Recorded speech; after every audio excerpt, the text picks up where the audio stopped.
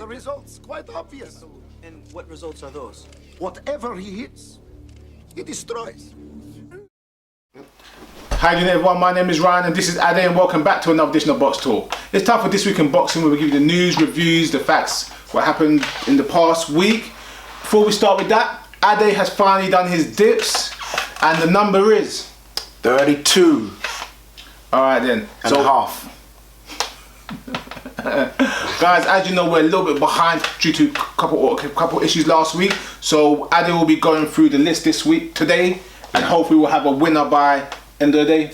Yeah, hopefully we'll just tweet out. If obviously a lot of people have got their number, then we're just going to have to randomly pick out a hat because we ain't giving away that many free t-shirts. Yeah, don't have that many free t-shirts. We don't have that many free t-shirts to give away. Yeah. But yeah, and posters and packaging will be free, so we'll be sending out, even in England. If further than that, get your money ready.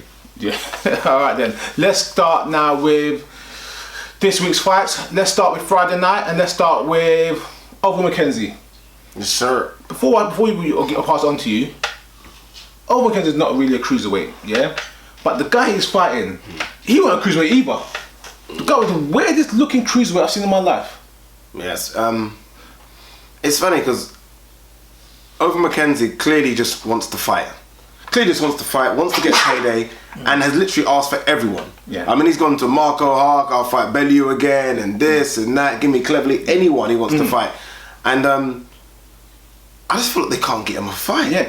They're struggling to get him a fight. And this is the guy that has belts. Yeah. And he still can't get him a fight. For a guy that has a big promoter in front Warren, gets TV coverage all the time, and has belts, and he can't get a fight, and he's on a winning streak. Yeah? I mean, you would expect that guys like that would want to fight him. It's his nickname, isn't it? The Upsetter. The Upsetter. I mean... Murderer, I'm the lyrical gangster. Upsetter. The problem is, for the higher rank guys, the guys you just mentioned, it's Over McKenzie who? Yeah. First and foremost, it's belts they don't really care about, they won't win. And yes, he's a promoter, but he's not going to bring. I mean, Frank Warren isn't going to put much money up for an Over McKenzie fight. Do you know what I mean? That's the problem. And if you're a prospect coming up here, you don't put your prospect in against Over McKenzie. Yeah. So he really is in that crossroads situation where, again, I've said it before, and I'm probably going to say it again on other videos. He's got to go to America. Yeah, I tell you, Al Heyman, these fighters right now. Get over there. On that card was Frank Buglioni. Yeah. Frank Buglioni was supposed to fight Chudinov that night. Yes, sir. Last night. But Chudinov pulled out with injury. That fight's now been rescheduled to 2nd or 3rd week of September. Okay. But I'm still not sold on Buglioni, honestly. Listening and reading the reports after the fight, you're not the only one. There's a few thousand people that are not too sold on him either. I'm still not convinced about this Steve Collins thing. I mean, you've always said to me, it takes a lot of time, give fighters 4 or 5 fights with their training camp. I've done that now. Yeah. He's done 4 or 5 fights, and he's not fought the hardest of competition, let's be honest. And he doesn't look great. When you got a fight already set up for you in September, and it's a world title fight, they're not going to give you the toughest opponent. They're going to give you a guy that you could look good and win against. Yeah, look impressive against. And it's not, and you want to get rounds as well. I don't care if the fight went 1 round, 5 rounds, which it did, or if it went or it was 4 rounds, or if it went 5, I think. 5, yeah. Or if it goes 12 rounds, I don't really care. But I want to see what you actually do within the fight. When you've got a hand-picked opponent who is undersized, doesn't really look in shape, yeah, and is not giving you nothing much to work with, I'm expecting an impressive performance in terms of combinations, speed, a little bit of power, a little bit of ring swabby, something to say, yeah. Something that makes me think, oh my God, Chudinov's gonna fight. Yeah, that's gonna be a good you're dominating the fight. All I saw yesterday was basic and normal. There was nothing to say, guess what? With an opponent like that, you should look impressive, even if it goes to points. Yeah. It was just normal. There was nothing over the average post-fight interviews that everyone says that he knows that in the gym, he's a world-class fighter, but he needs to transcend that into the ring. Okay. I understand that. A lot of fighters are like that. There's loads of guys, domestic and abroad, that are like that and it takes time to get over. The problem is that gym is where you do the work. The fight is where you show the work. You have to learn to transcend that. If you can't transcend that, there's no much money in being a good gym fighter. Let's move forward with Del Boy. Yeah, Del Chisora. Snuck in on the card. Yes. Rumours he supposed to snuck in the card a few weeks ago as well. I'm supposed to fight Ustinov. Which would have been silly. Yeah. But I thought, for what it was, 2 right hooks, looping right hooks, I thought Derek looked in shape in terms of cosmetically. I thought he did against Tyson Fury, to be honest. Yeah. We saw him up close and personal. Yeah. We said, oh my God, you could actually see a six-pack. You can see the outline. Yeah. You know what I mean? Like someone's sprayed it on, but you can see a six-pack. And I feel like, look, if he's going to come back, and he obviously is, I've said it, I would have hoped for him to go to America and start his thing there. I just feel like there's you get names, you can fight names, but not names that are going to cause him trouble, if that makes any sense. Here, I just kind of feel like, we saw it yesterday, I know what Frank Warren's going to do with him. You're going to get a few of those Eastern European cab drivers, and then they're going to try and chuck him against someone's good, and I just feel like we might just go down the same route again. Anyone that trains, no, that's sometimes your body just goes stale. Yeah. You can't really... No matter, you train every day, doing your thing, but you just don't seem to progress anymore, and you need a break. I think having that long layoff, 7-8 months, changing camp, leaving Don Charles and everything, and just being in a new environment, might have been that change you needed. Yeah. And I understand your point about having like a total new change, but you know, that is still a change. It's still something. Yeah. Let's see if it does give him a little... Yeah, there is that, and there's that kind of old dog new tricks thing. Yeah. And I feel like with Chisora, you know what you're getting. Yeah. And I think we kind of said this off camera as well. If he doesn't try and completely change in terms of, okay, I'm going to try and throw 20 jabs around now, then it's fine. But if he kind of stays to what we know he can do, then I'm okay with it. Billy Joe Saunders. Tyler, come and says, quick. Sit down. Ready? Yep. Let's go with Billy Joe Saunders. The thing with Billy Joe Saunders, look, fought over the weekend. Came back 171. Yeah. Over the midweight limit, but apparently over the middleweight limit. Yeah. Over the super middleweight. Yeah, obviously the middleweight limit. Yeah. But I think considering he's got a fight coming up with Andy Lee in September, 7 weeks away from now. I think getting down in weight, I think that is not bad. Disagree. I've got to disagree. I understand what you're saying. Like, he might have just been chucked on the card as a... Yeah. I don't know, as a late... It was a short notice thing. I'm sure he was supposed to have a fight in between now. I'll have to look at it. Yeah. But, look, we destroyed Andre Ward when he was at the ring for nearly 2 years. Yeah. So I had one fight in 3 years. And he came at the ring at, 172? Yeah. And we were like, what's he doing? How can he not fight a super middleweight? But this guy fights at 160. And he's coming to ring 11 pounds over.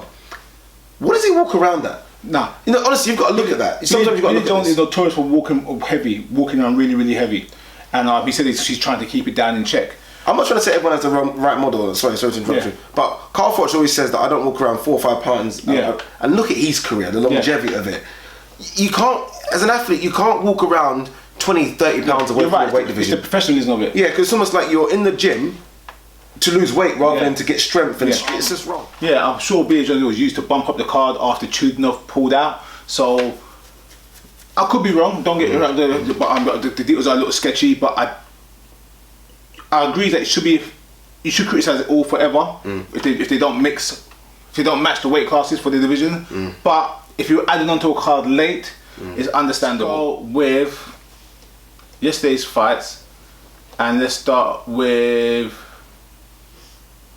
Huey Fury versus Arias.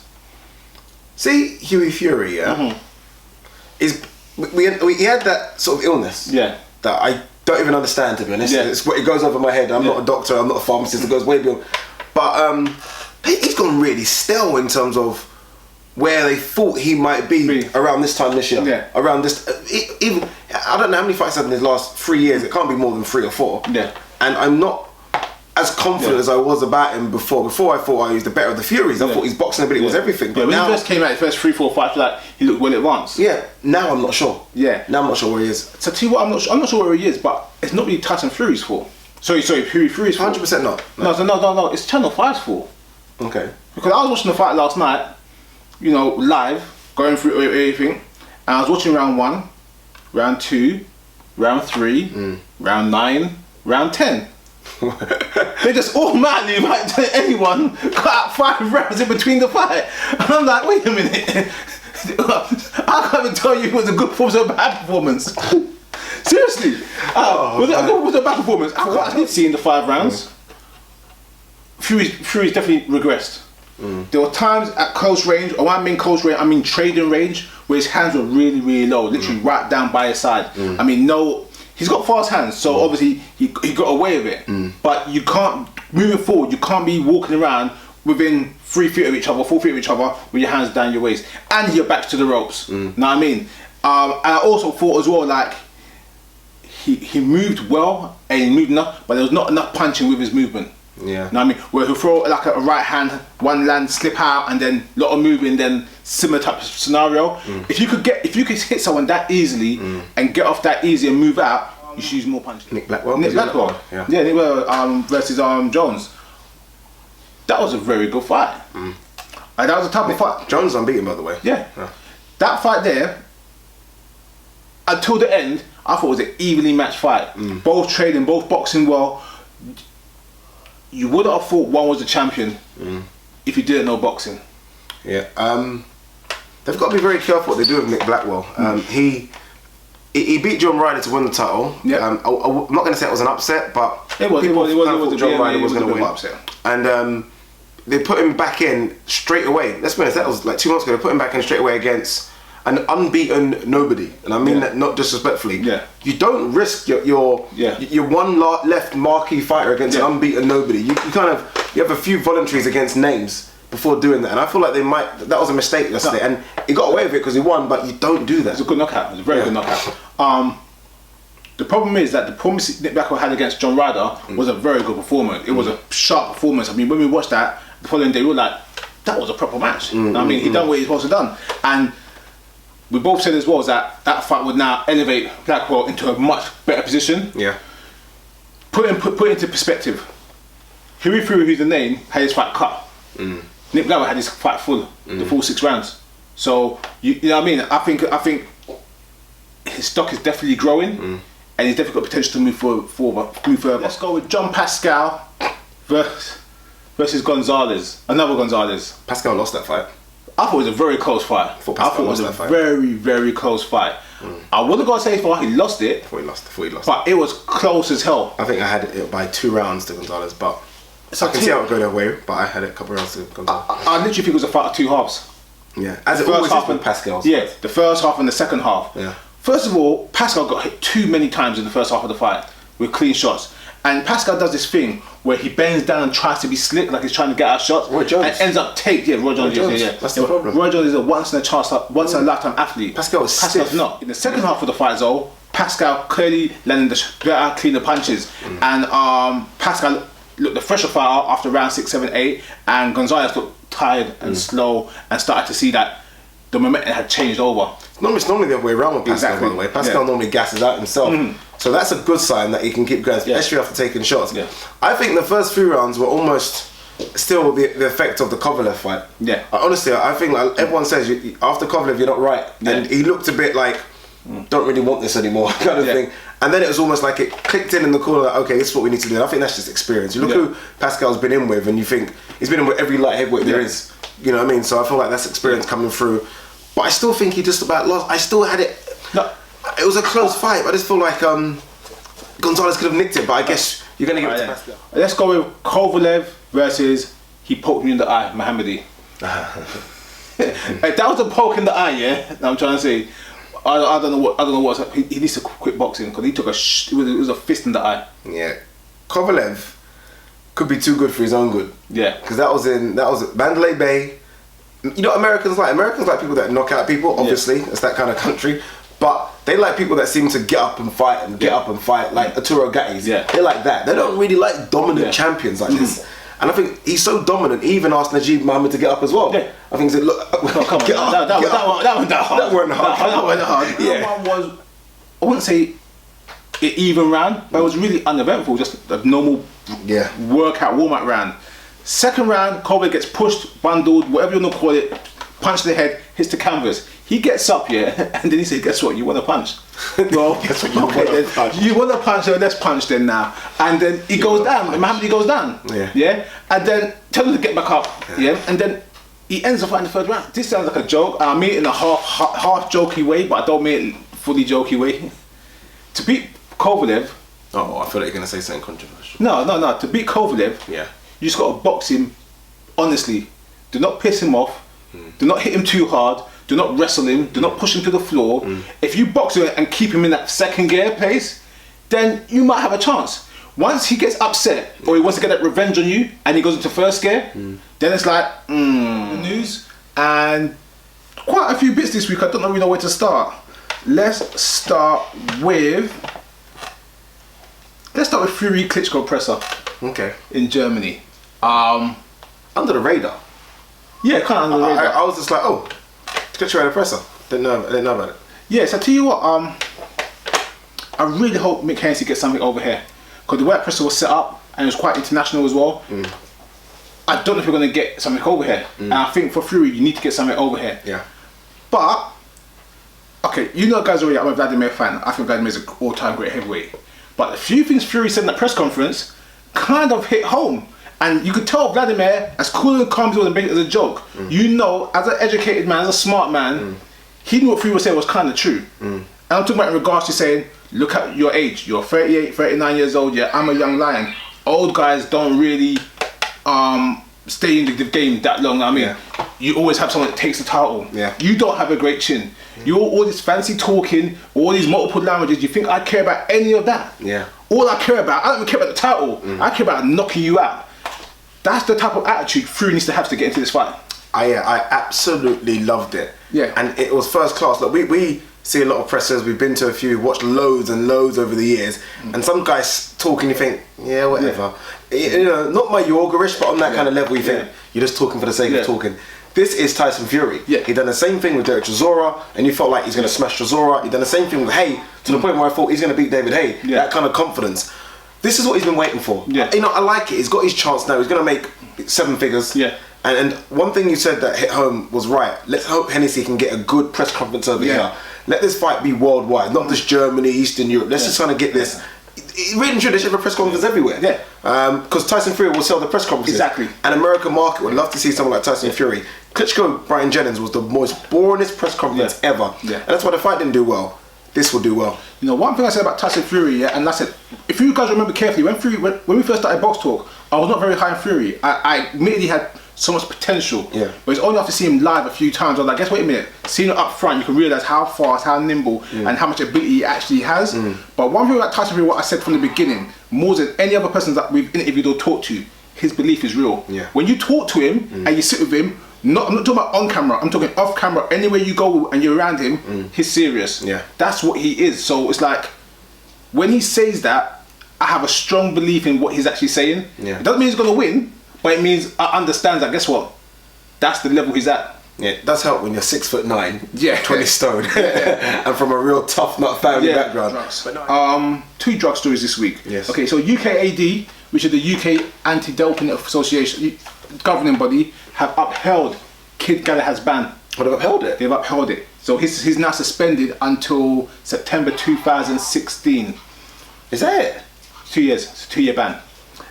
But it's good that you said that. That's it. I thought that it as well. Well, when did he get popped then? 2014? September 2014. Oh, so he's been at the ring too? I didn't realise he's been at the ring that long. Okay, cool.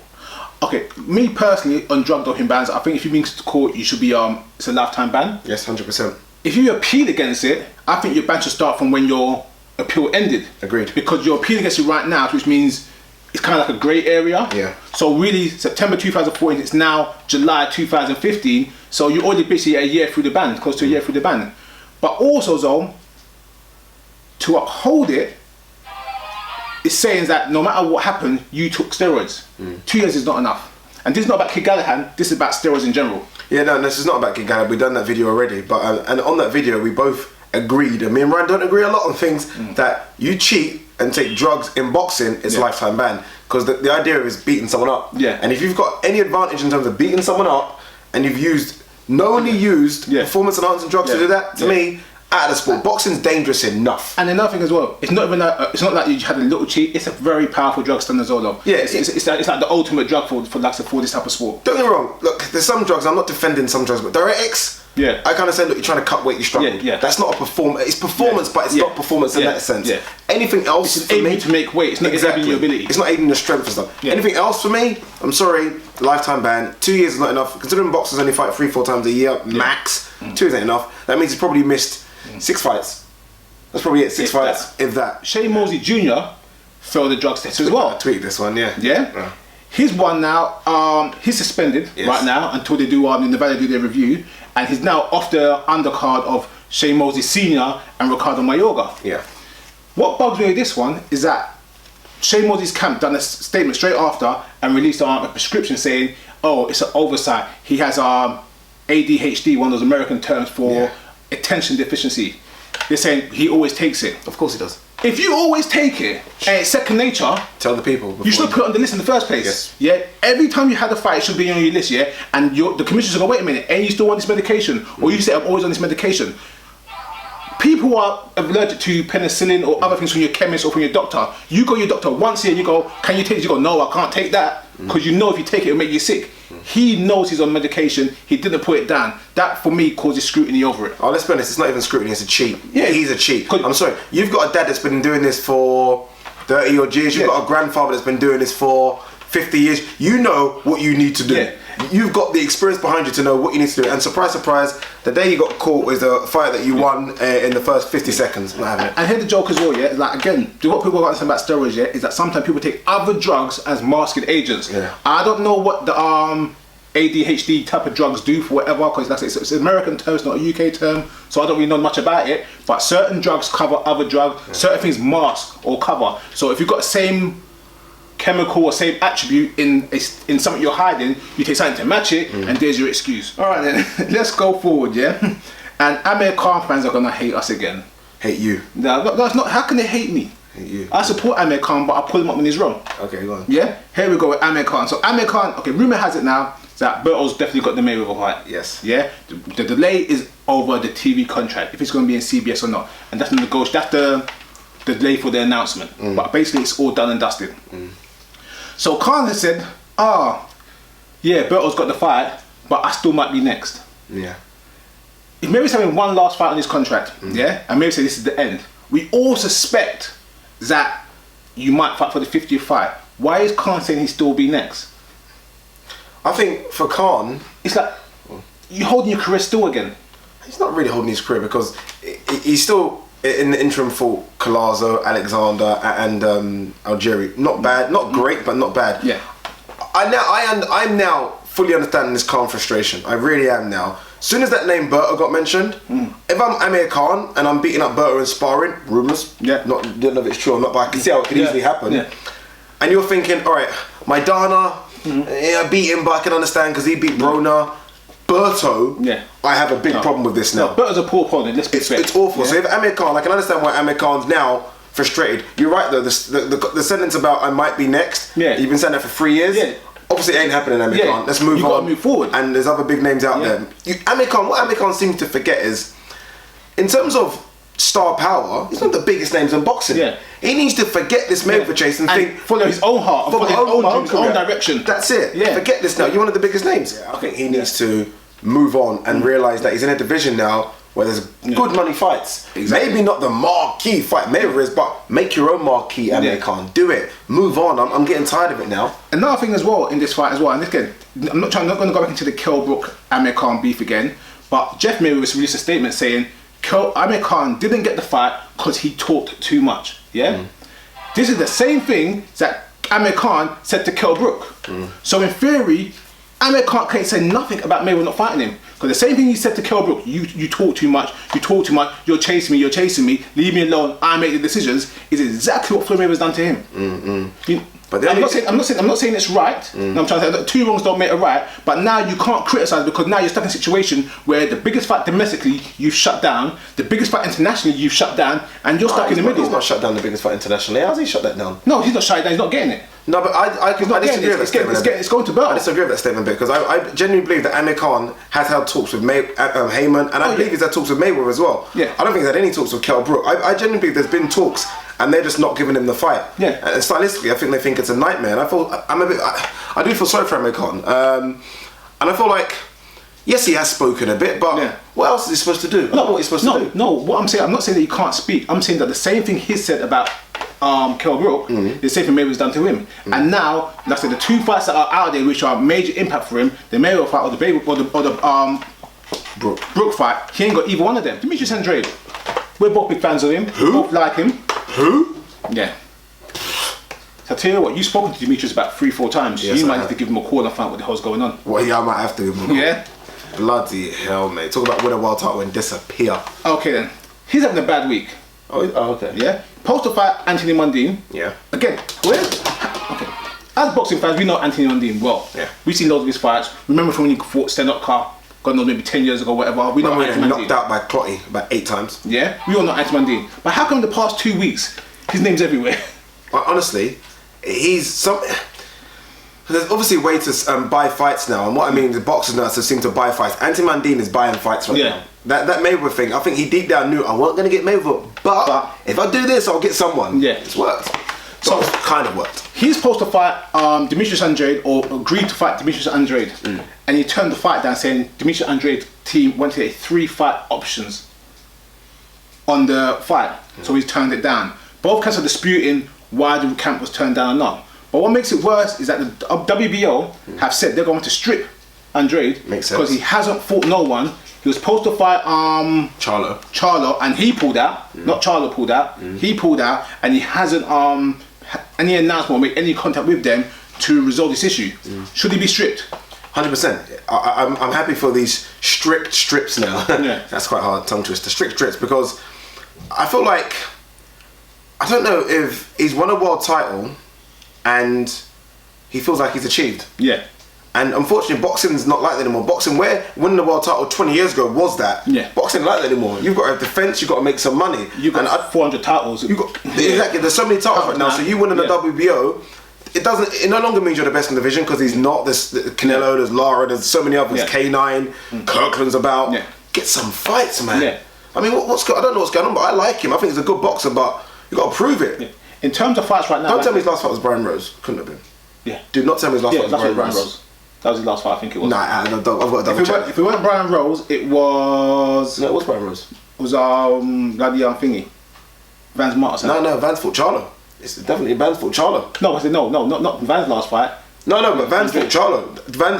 He fought Vance for the world title and defended it against Brian Rose. Get him in the ring and fight. This isn't legal contract disputes like Andre Ward. Yeah. This isn't Bernard Hopkins type disputes.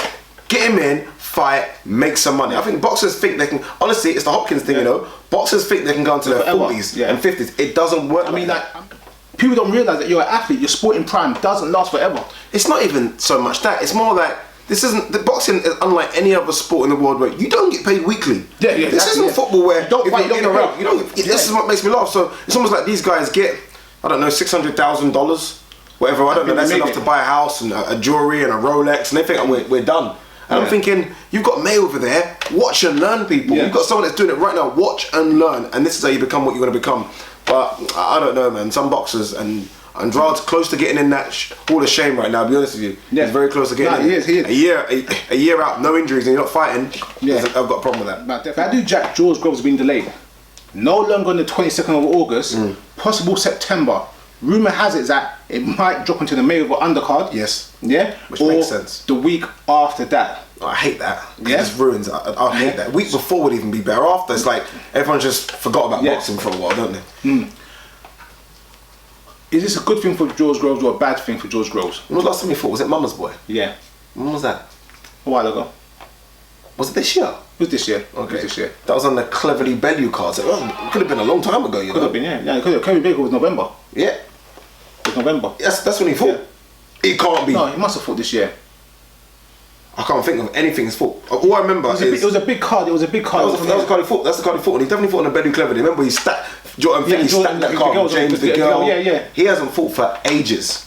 I think he needs a rest, to be honest, because he came back so quick after that. Yeah, George Groves. Roach. And Rebrassi was a tough fight. It wasn't tough in terms of punches, but it's tough mentally. Yeah. And then to the Mama's Boy, which was tough for a few rounds as well. We know he's notoriously a hard sparrer. He sparred GGG. Yeah. So I think his body just needs a complete shutdown. If he can have a behind closed doors type fight, even similar to what Billy Joe Saunders did, you know, a little 6 round or whatever, then do it. But it's going to be risky now because we're talking, what is it, July? You're talking about September, injuries. Yeah. I don't know. So I tell you the problem with this fight here. I think it's delay tactics. By the Jack's team. Or by Al Heyman.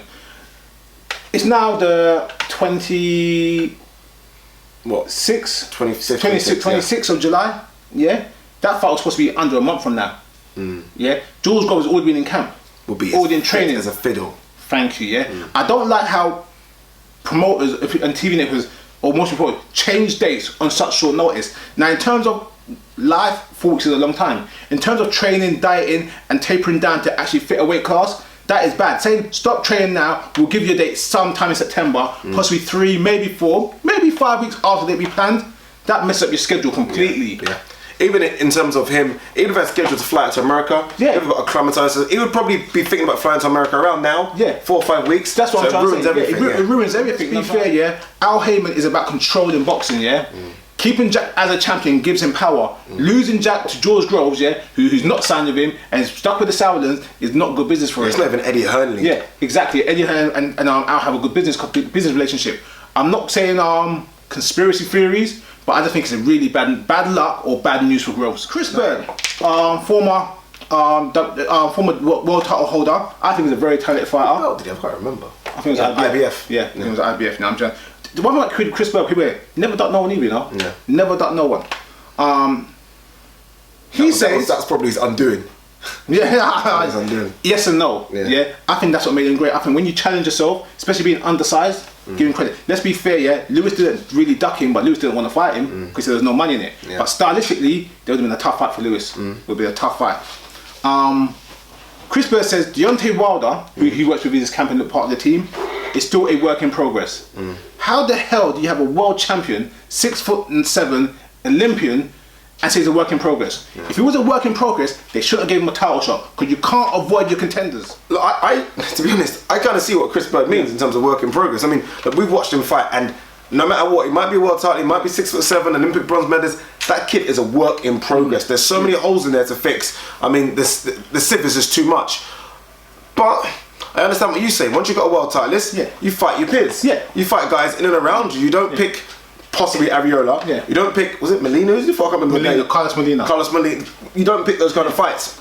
But if he was a work in progress, why give him a world title if you know he can't defend it or be capable of doing what he's supposed to do? As a world champion, you have a responsibility to fight your peers, your contenders, and the rest of the top 10, not the top 50. Yeah? I agree. Deontay Wilder, as talented as he is, seriously, I almost sound like a hater. Every time I read the article for him, I just feel like this about Deontay Wilder. I just start to lose interest. Yeah, because you almost, the things they say about Deontay Wilder, they almost sound like they're talking about Anthony Joshua. Yeah. When they say, a work in progress, Anthony Joshua's what, 14 fights, and that you say, a work in progress. So Anthony Joshua admits, I've got a lot of things to do. Anthony Joshua hasn't got a world title, he's not even got a British title. So you can make them arguments. For a world champion, I'm sorry, Minus the burn, I think Anthony Joshua beats everyone Deontay Wilder for. Maybe not as quick, maybe not all in the first round like Deontay Wilder was going through a couple rounds, but he destroys them same type of way, And Deontay Wilder is more seasoned than Joshua right now because of experience and longevity and getting a world title and 30 plus fights now, But I tell you what, right now, I see Anthony Joshua as the better fighter and better athlete right now, strictly because Deontay Wilder has not shown me anything like any ranked contender. Yeah, no, even when he's fighting the so-called bums, I don't see anything that makes me feel like, apart from raw power, I'll give him that. I don't see him setting up jabs. I don't see him going to the body. I just see a guy that, as soon as a guy's hurt, it just starts swinging for the fences. And it actually looks so bad. You see the Premier for Southpaw? Premier for Southpaw. They had like all the celebrities going there. I didn't see it. Your boy Kid Chocolate was there. Stop calling him my boy. Kid Chocolate's your boy. You can't. I hate that kid. Guys, did you see the tweet I sent to Kid Chocolate in midweek? He was something along the lines of, Kid Chocolate said, "Oh, I'm fighting soon on the 27th of summer. Here's Ade. So what? Who cares?" But I'm just being a bit of a bastard right now. Please, did someone see Victor Ortiz's suit? I did not see it. I'm gonna try. He wore this red suit, with some sort of black shirt and bow tie, and I was like, "What the hell? Why would you embarrass yourself like that?" I don't know what's going on. And then he started running his mouth about Burt or Mayweather, and Mayweather owes him. Victor Ortiz needs a fashion coach because that red blazer suit he was wearing was disgusting. You know what? And kind of off the subject, really, I'd love him to get someone strong mentally to help him, because I still think, I look at Victor Ortiz and I see talent there. And it's this talent that's, people might laugh at me. Before Mayweather knocked him out, he was causing Mayweather some problems. Awkwardness. He was in the round. Him up and all that kind of stuff. He was in the round. And he's just gone, isn't he? It's a Victor shame. Ortiz, no joke, needs like a life coach. Not something to motivate you, give you confidence. Adam Booth type person. I know I keep saying Adam Booth, but Adam Booth was like some sort of psychologist. No, I think someone like a Mackie Shawstone. Okay. I mean, not someone that will train you, but give you that inner belief, that inner strength. You know what I'm trying to say? But not that Hopkins. Yes, You get that team there. Let's see. Okay, let's go back to the real news now. GGG, David Lemieux. Yes. Serious negotiations. Pretty much signed up. Possibly saying the 17th of October. Yeah. I kid you not. I did not expect that one bit. Because I said it could, and you said no way. Golden Boy said no. No way. Golden Boy will protect their prospect. Not anymore. But they really think Lemieux could do it. Yeah, and he can't. I'm just a talk. Okay, I'm not gonna say he can't, because Lemieux could punch, but he showed good ability, toughness, durability, and a gas tank in that fight with Hassim and Dam. The problem give him credit for that. And I'll give him credit for taking the fight. Yeah, and it's pay-per-view, by the way, and that's key. Don't lie. Pay-per-view, and that's key for GGG. It says it on Lemieux's Twitter page. Oh, his Twitter page. Sorry, not his Instagram. So that's key for GGG, because everyone says he's not a pay-per-view player. That's the excuse. Yeah. So I think they're trying to set up this to see what, because we'll move on and talk about Andre Ward, what he said about GGG in a minute. The problem for Lemieux in this fight is every single thing he does well, GGG does better. Whether movement, power. The only thing I'm not seeing with GGG is the stamina. One thing I will say, I think Lemieux's better looking. Lemieux's better looking. Oh, I don't know about better looking. He's better looking. Yeah. And I think Lemieux might be a better athlete than GGG. No joke. Seriously, if you look at his body structure, the way he moves, he's got very good speed, good balance, good footwork, moves fast. I'm not saying he is. He might be a better athlete. Have you seen them kids that have these like skates on their trainers? Yeah. So that's what GGG has. GGG literally skates around the ring. He doesn't even walk. He just strong. One thing I'll say about GGG, and I think it'll be good for GGG as well. It'll be nice for him to get knocked down. I'm trying to say, and the reason why I'm saying that, everyone want to fight him then. Thank you. Yeah, you'll take the boogeyman off him, and guys will start wanting to fight him. Even if he just gets cut, man. Do you get what I'm trying to say? You get what I'm saying? Get a black eye. Because right now he looks too invincible. He looks too invincible. Yeah. Something there, a little chink in the armor to give the other guys incentive to go ahead and try to take the zero. Yeah. Okay. Eddie Hearn says Carl Frampton's gonna duck Quigg and go up to 126. I don't believe that one bit. It's a duck. Yeah. I believe that obviously he had a bad fight and he feels that maybe going up in weight is a good thing for him. If it goes up in weight, do you think it kills the fight completely? No. Because I think Quick's huge as well. Yeah, I think Quick's huge as well. I don't think Quick's standing around at this weight too much anyway. I think they'll chase each other. Yeah. So I don't think it ends the fight. Look, that's the kind of fight where yes, we have 2 world titles, but no one really cares about those. Yeah. It's a fight that even if they said, all right, guys, let's make it at 124, and I hate catch weights. They'll both be happy and say 124. No one at that lower weight class wants to try and burn themselves down to 122 if they don't have to. No one. I'm really skeptical about anyone got up to 126 because there's a certain guy up there that I think everyone's kind of scared of discreetly called Lomachenko. Yeah. And as much as everyone's saying, oh, they'll move up, they want to go up in this struggling weight, I really don't think Frampton or Quigg, not saying they're ducking Lomachenko, when you got a talent like that above you, and that's the standard you have to reach, I think they both would like more seasoning at their natural weight class before going up. The thing for them is that there's boogeymen at their weight class, there's boogeymen at 126, and there's boogeymen at 130. And if I'm Carl Frampton, I will hire the best dietitian nutritionist I can find, because 126 for me is awful. Forget Lomachenko. 126 has Mars, it has Santa Cruz, it has our only Selby, who I think gives him nightmares in terms of movement. Nicholas Waters, he might come back. I think Rigo is pound for pound top 5 in the world. Yeah. I don't think Lomachenko is top 5 pound in the world. But I wouldn't see Rigo go up to face Lomachenko. No, exactly. Because at 122, Rigo is still small. Rigo's tiny at 122. Yeah, he's tiny at 122. He's inactive. And he's getting on in age. And he's been put down twice in his last fight. And he's getting age. So in theory, even though he's a better fighter as it stands right now, you have more shot of beating him than beating Lomachenko, who's only had maybe 7 fights. He's still in his 20s. He's in his athletic prime. It's huge. And right now, he's only going up. It's huge. I will say right now, I think Rigo's kind of leveled off now. We know that's what he is. I think the sky's the limit for Lomachenko. Yeah, I just think Eddie Hearn's doing what Eddie Hearn does, which is talk very well. He's a good talker, the Dana White of our country. And Frampton ain't going up to 126. I think they're going to look at it and think, look, they're going to look at it and think, look, we was away, we made mistakes, we got it wrong. You know, we're talking a wrong amount of water. Could have problems in getting that water out of you. That's all it takes. So it'll start 122. Okay, last thing for me, Roy Jones has been arc sitting for Marco Huck for ages. there was rumours that the fight was going to go ahead. They didn't go ahead. Until this week, I saw a picture of Huck and Roy Jones face to face. Huck is in America for his PBC debut as he signed with Al Heyman. Roy's kind of like an independent, and Huck is training in his gym, or training in the gym that Roy Jones frequents, and they had the face off. Besides Jones looking really undersized against Huck, this fight's going to happen now, you know? Probably. It's going to happen. Huck. Sorry, 1 second. Are you telling me, sorry, because you just mentioned that Marco Huck is now signed with Al Heyman? Yeah, do you know Huck with Al Heyman? He's fighting the PBC in about 3 weeks. No, I didn't know this was happening.